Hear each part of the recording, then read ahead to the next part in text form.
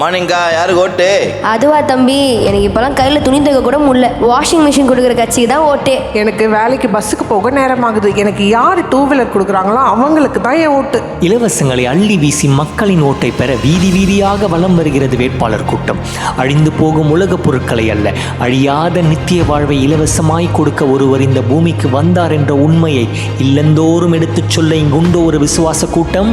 கடனை செலுத்த முடியாத குடும்பத்தினர் விஷம் குடித்து தற்கொலை. தேர்வில் தோல்வியடைந்த மாணவி தூக்கிட்டு தற்கொலை. ச்சே, ரொம்ப பாவம்டா. இவங்க ஏன்டா இப்படிலாம் செய்கிறாங்க? அதான் நீயே சொல்லிட்டியடா. என்னடா சொல்கிற? நான் சீரியஸாக பேசிகிட்டு இருக்கேன், காமெடி பண்ணுறேன். நானும் சீரியஸாக தான் பேசுகிறேன், காமெடி பண்ணல. இது ஈடன் கார்டனில் ஆரம்பித்த ட்ராஜடி.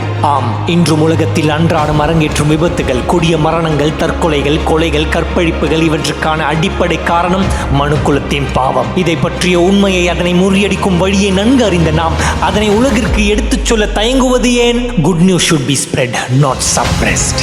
டாக்டர், எங்கள் பையனோட கண்டிஷன் எப்படி இருக்கு? பேஷண்ட்டோட நிலைமை சொல்கிற மாதிரி இல்லை.